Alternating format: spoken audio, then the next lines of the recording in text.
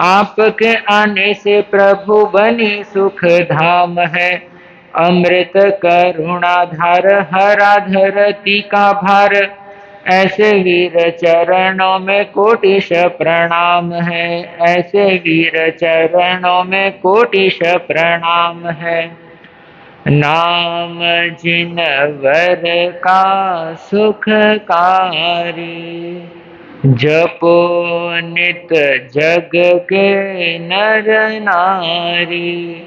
मिटे दुख सबका तो भारी, तीर्थपति अंतिम जो आए। उन्हीं की गाथा हम गाए, वीर गुण गाओ। मिलकर आज वीर गुण गाओ। अहिंसा के अवतार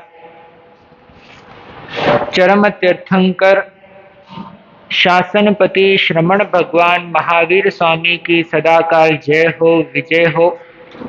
युग प्रधान आचार्य सम्राट श्रमण कुल तिलक पूज्यपाद 1008 श्री रघुनाथ मल जी महाराज साहब की सदाकाल जय हो, विजय हो। श्रमण सूर्य दिव्य विभूति भारत भूषण वरिष्ठ प्रवर्तक श्रद्धेय गुरुदेव मुरदर केसरी 1008 श्री मिश्री मल जी महाराज साहब, लोकमान्य राष्ट्र संत शेरे राजस्थान पूज्य प्रवर्तक गुरुदेव श्री रूपचंद जी महाराज साहब रजत के चरणों में नमन वंदन।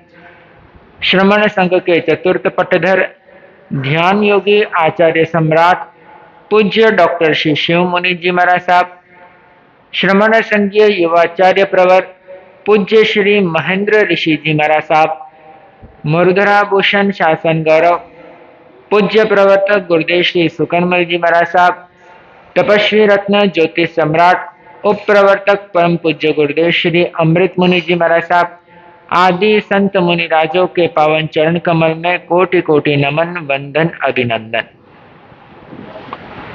धर्मानुरागी धर्मनिष्ठ सुश्रावक एवं सुश्राविकाएं, महावीर की यात्रा के माध्यम से भगवान महावीर के जीवन की घटनाओं से आप सभी अपने जीवन को शिक्षामय बना रहे हैं। महावीर प्रभु के कर्म हमारे लिए शिक्षा समान हो चुकी है। भगवान महावीर के जीवन की घटनाएं हमारे लिए आदर्श प्रेरणा के समान है। भगवान महावीर के सिद्धांत हमारे जीवन को कल्याण के पथ पर लाने वाले सिद्धांत है। अब तक आपने श्रवण किया कि महावीर प्रभु बाल्य अवस्था के अंदर, छोटी उम्र के अंदर, खेल खेल के अंदर अपने माता पिता और मित्र वर्गों को शिक्षा की बातें बांटते हैं और छोटी छोटी चीजों के माध्यम से बहुत बड़ी कर्म निर्जरा के क्या है गुण देकर के चले जाते हैं। अपनी माँ को फूल न तोड़ने की सीख दी और अपने पिता को किसी भी पशु पक्षी को पिंजरे में न बांधने की शिक्षा दी। और उदार वृत्ति इतनी थी कि चाहे कितना भी बहुमूल्य उपहार आ जावे वो सभी अपने मित्रों में समान रूप से वितरित कर देते थे। कहते हैं कि हर आदमी का सभी दुनिया वाले हितैषी हो यह संभव नहीं होता है। तीर्थंकर भी है तो उनके प्रति भी वैर रखने वाले होते हैं, उनके प्रति भी शत्रुता भाव रखने वाले होते हैं। आपने सुना ही होगा कि गौशालक ने आने वाले समय के बाद में महावीर प्रभु के प्रति कितना वैर भाव रखा, कितना शत्रुता का भाव रखा, परंतु प्रभु तो करुणा के रसधार थे, अमृत निर्झर थे, उनका किसी भी प्रति द्वेष का भाव नहीं था। एक बार आकाश में देवराज की देव सभा लगी हुई थी और देव सभा में बैठे हुए इंद्रदेव ने धरती पर महावीर प्रभु की बाल लीलाओं को देखते हुए, बाल क्रीड़ाओं को देखते हुए बड़े ही प्रफुल्लित होते हैं और अपनी देव सभा के अंदर प्रशंसा करते हैं और कहते हैं कि धन्य है प्रभु महावीर, जो बाल्य अवस्था के अंदर ऐसे अमृत वैसे कार्य कर रहे हैं और छोटी छोटी चीजों के माध्यम से महापराक्रम को प्रकट कर रहे हैं और वो अपनी बाल क्रीड़ा के अंदर जीत भी रहे हैं और दूसरों को जिता भी रहे हैं। महावीर प्रभु जैसा महाबलवान महावीर इस धरती पर कोई भी नहीं है। पूरे ब्रह्मांड की शक्ति भी मिल जाए तो भी प्रभु का मुकाबला नहीं कर सकता है।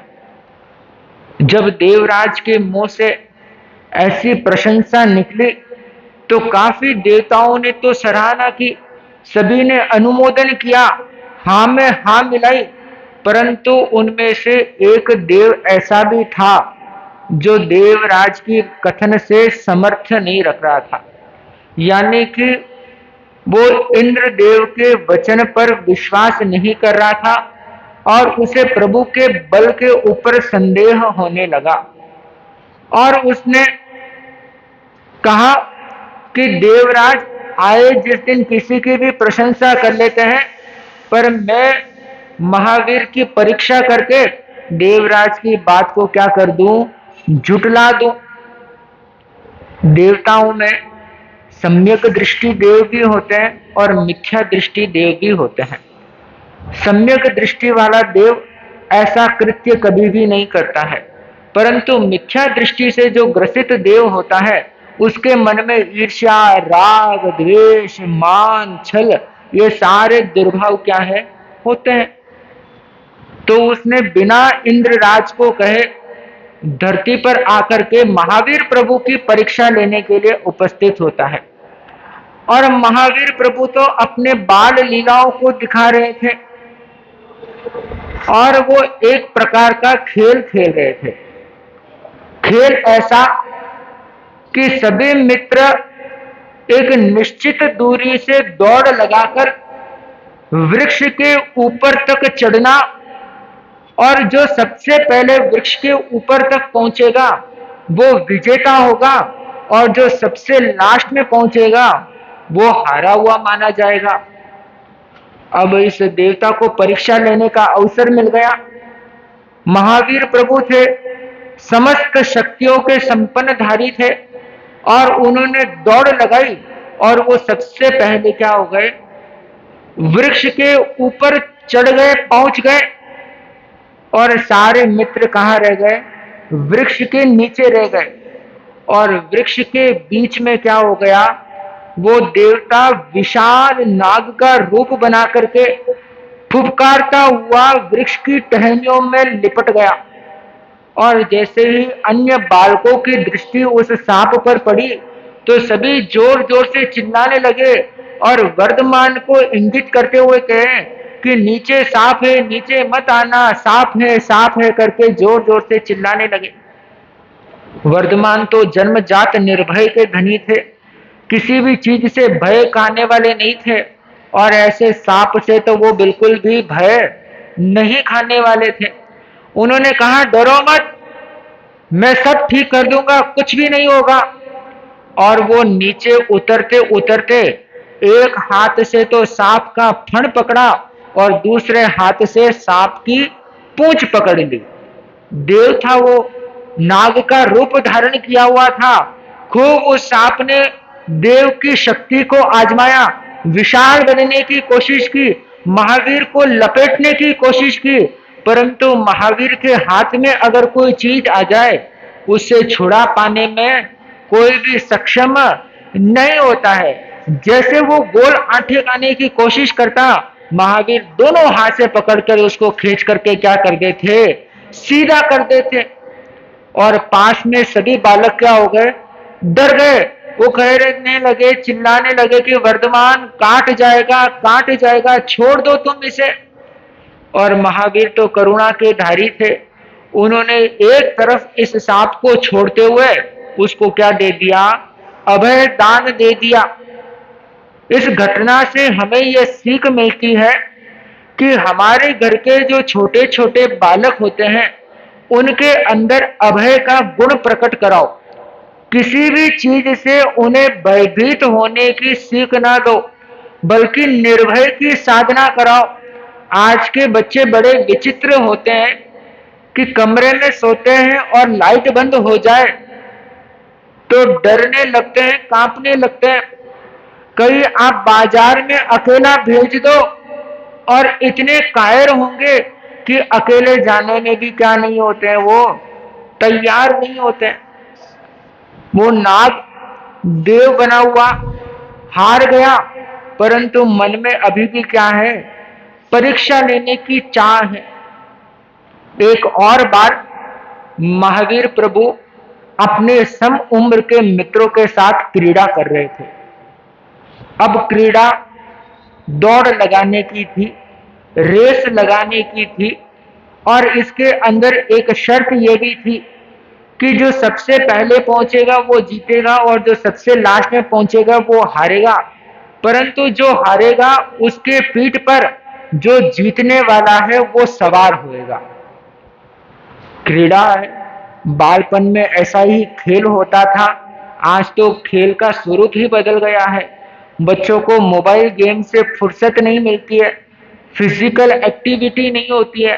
परंतु उस समय में फिजिकल गेम ज्यादा होते थे, शारीरिक क्रीड़ाएं ज्यादा होती थी, जिससे शरीर का विकास होता था, लंबाई बढ़ती थी, हड्डियां मजबूत होती थी और बच्चों के अंदर फुर्तीपना आता था, आलस्य नहीं होता था, चुस्त होते थे और सभी कार्य करने में मस्त होते थे। पर आज के बच्चे कमरे में कैद हो जाते हैं और मोबाइल के सामने इतना आकर्षित हो जाते हैं कि वो फिजिकल एक्टिविटी न करने की वजह से पढ़ाई में कमजोर हो जाते हैं, जल्दी बीमार पड़ जाते हैं और छोटी छोटी बातों में क्रोध करने लग जाते हैं। ये सारे दुर्भाव किससे जन्मते हैं? एकांतवास से जन्मते हैं। और वही बच्चा बहु लोगों के बीच में रहेगा तो वहां उसका क्या होगा? मानसिक शारीरिक दोनों प्रकार से विकास होता रहेगा।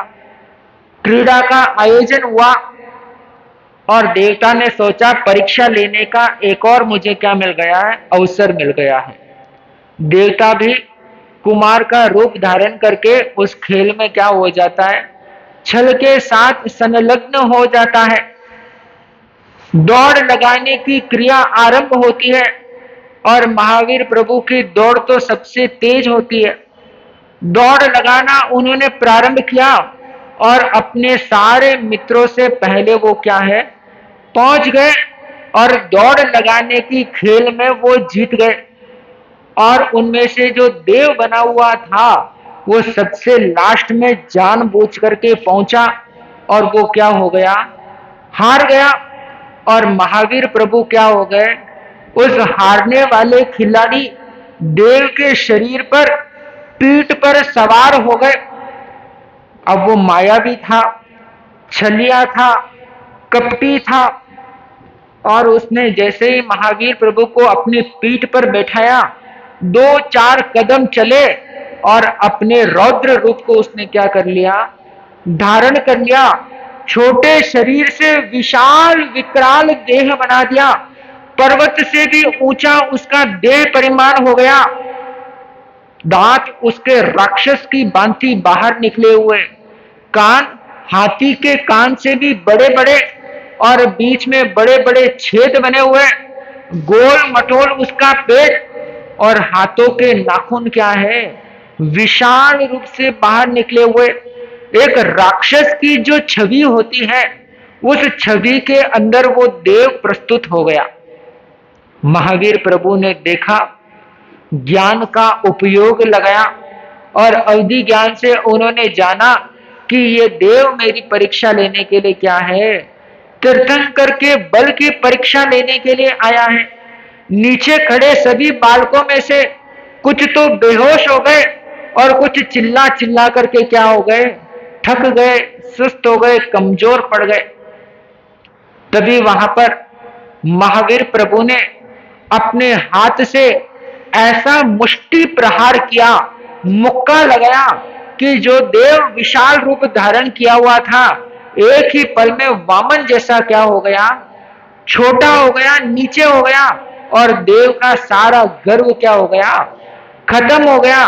जिस अभिमान के साथ आया था वो अभिमान उसका चकनाचूर हो गया। अब देव अपने निज रूप में आता है और महावीर प्रभु के चरणों में मस्तक लगा लगा करके अपने इस पाप कृत्य की क्या मांगता है, क्षमा मांगता है। आया तो परीक्षक बन करके, परंतु गया जब क्या बन गया, प्रशंसक बन गया, प्रशंसक बन गया। और सभी बालक महावीर प्रभु को वीर वीर के नाम से क्या है, पुकारने लगे कि ऐसा महाबलवीर है कि जिसने देव रूप बने विशाल देव को भी क्या कर दिया, परास्त कर दिया। ये बात महारानी त्रिशला के पास पहुंची। मां का मन क्या होता है, कोमल होता है, मोह से ग्रसित होता है। त्रिशला मैया जानती थी कि उनका पुत्र तीर्थंकर बनेगा, परंतु फिर भी मोह भाव के अंदर आकर के वो महावीर प्रभु पर क्या लगाते हैं, अंकुश लगाते हैं, नियंत्रण लगाते हैं कि तुम्हें बाहर कहीं भी खेलने जाने की जरूरत नहीं है, महल के आंगन में ही खेलना है। तुम्हें कुछ हो जाएगा तो मैं जीते जाते ही नरक की क्या है, यातनाएं भोगूंगी।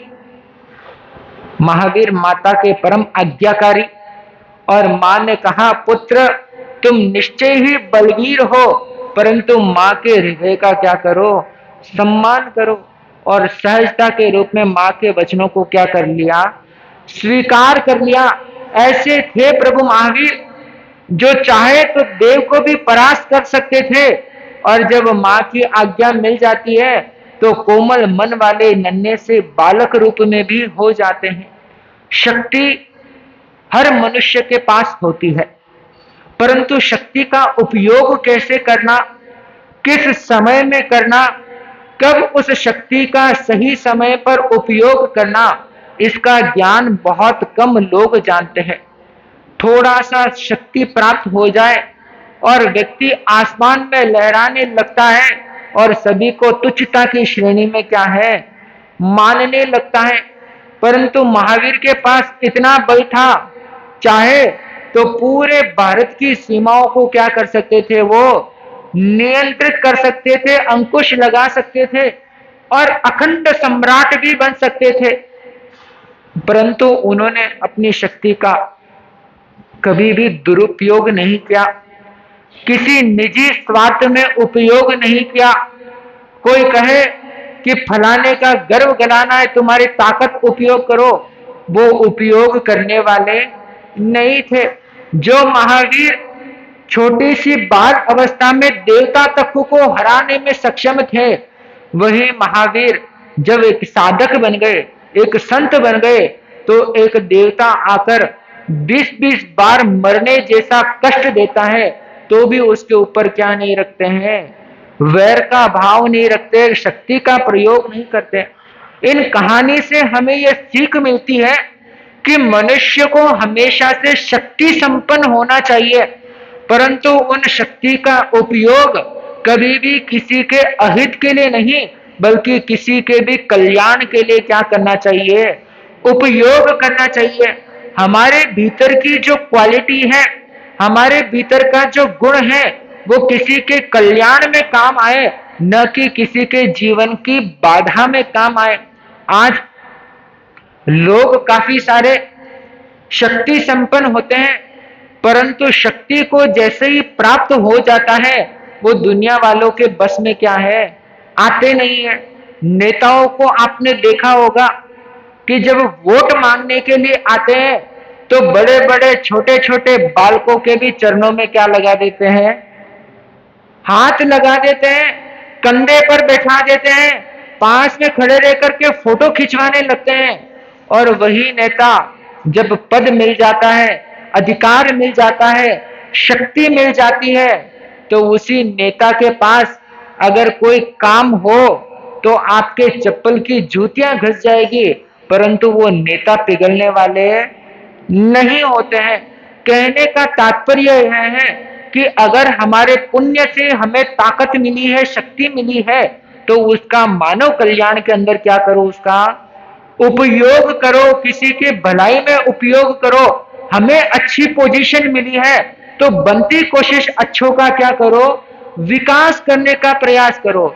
जैसे मान लीजिए कि आप में से किसी एक व्यक्ति को कोई अच्छे से पद पर स्थान मिल गया, चाहे समाज का अध्यक्ष बनने का अवसर मिल गया, या विधायक बनने का अवसर मिल गया, या कॉलेज के अंदर कोई प्रोफेसर बन गए, या और भी कई स्थान पर कोई अच्छा पद मिल गया, तो उस समय में क्या करना चाहिए हमें? कोई अभावग्रस्त आए, कोई निर्बल आए, कोई तकलीफ में अगर आपके पास आता है, तो क्या करना?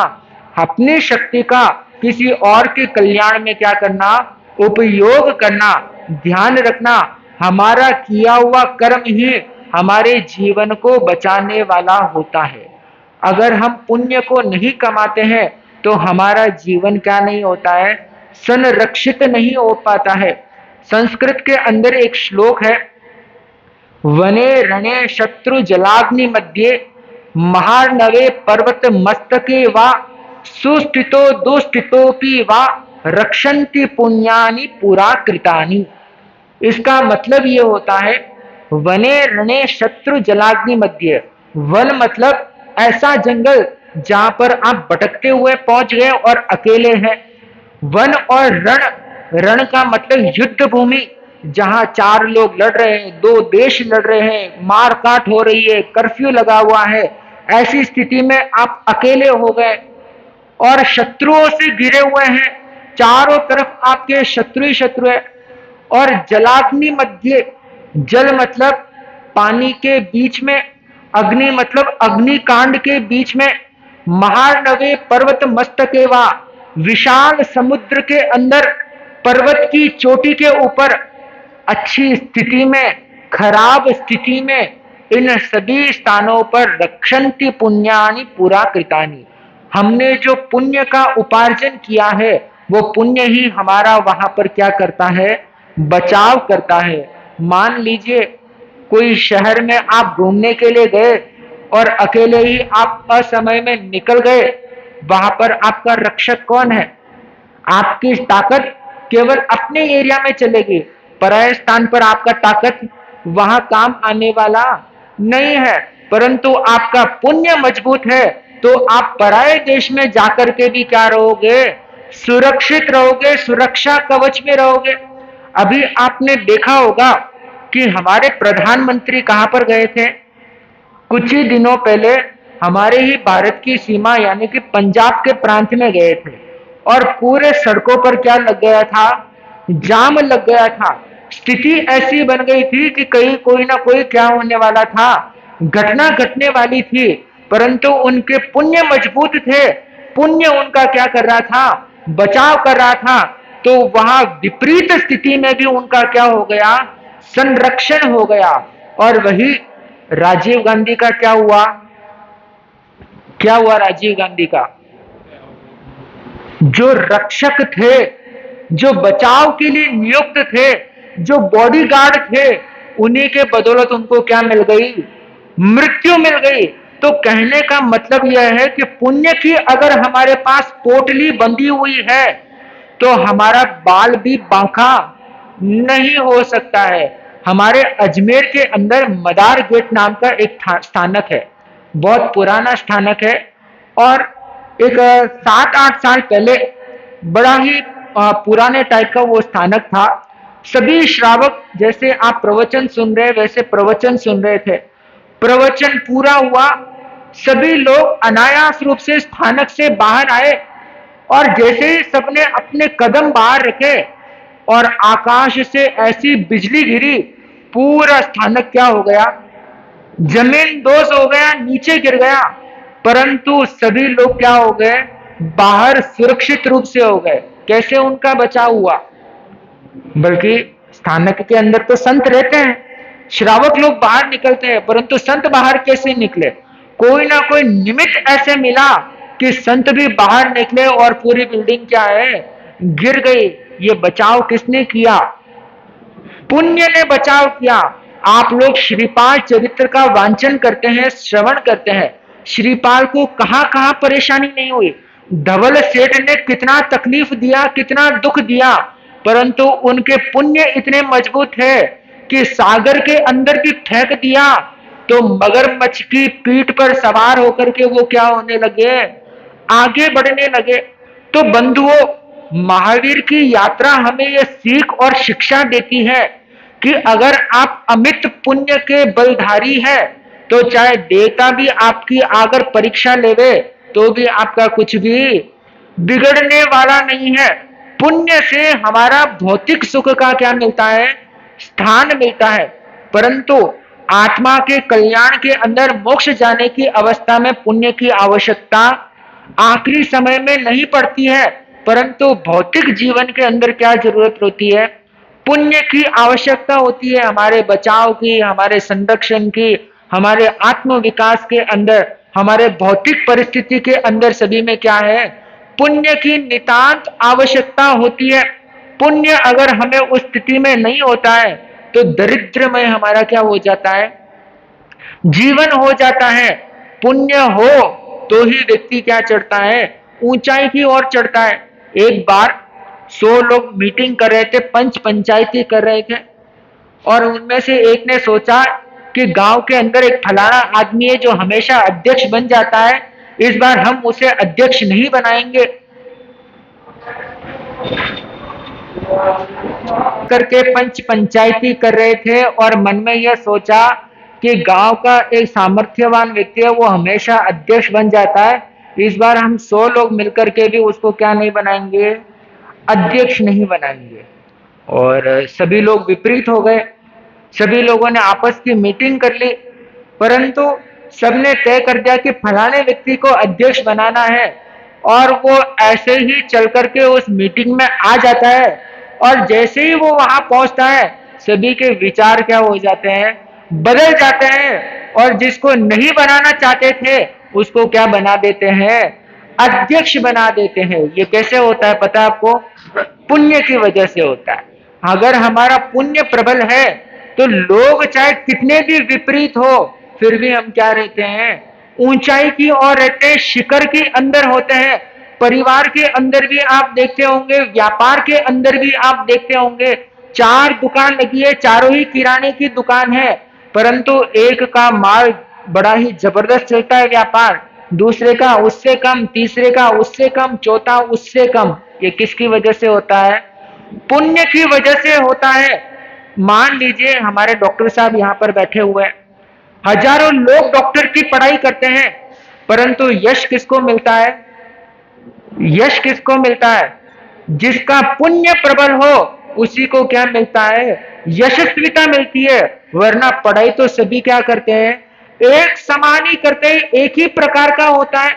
नौकार महामंत्र क्या होता है, एक ही तरह का होता है। आप भी गिनते हो, हम भी गिनते हैं, बहनें भी गिनते हैं, भाई भी गिनते हैं, परंतु आप लोग गिनते गिनते पूरी उम्र निकाल दी तो भी आपके ज्यादा कर्मों की निर्जरा नहीं हुई, और वही एक पुण्यवान आत्मा आता है श्रीपाल जैसा, और खाली 9 आइंबिल करते हैं, नौकार की थोड़ी सी साधना करते हैं, और महापुण्य का लाभ क्या है, प्राप्त कर लेते, कुष्ठ जैसा रोग को खत्म कर देते हैं। कहने का तात्पर्य यह है कि जिसका पुण्य प्रबल होगा वो जीवन में हमेशा विकास को प्राप्त होता है, ऊंचाई की ओर रहता है।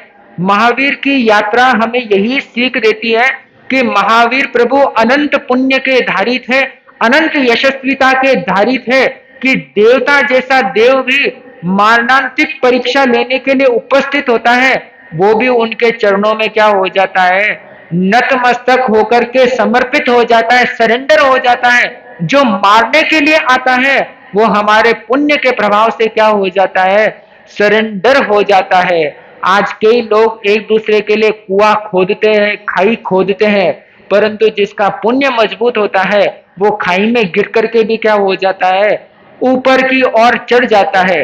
तो इसलिए हे बंधुओं, महावीर प्रभु की हमें यह शिक्षा है कि ज्यादा से ज्यादा धर्म कीजिए, ज्यादा से ज्यादा पर जीवों का कल्याण कीजिए, उससे ही आपके जीवन का अनुबंध होगा और मुक्ति का मार्ग आपके लिए क्या होगा, प्रशस्त होगा। इसी तरह से बोलिए शासनपति श्रवण भगवान महावीर स्वामी की।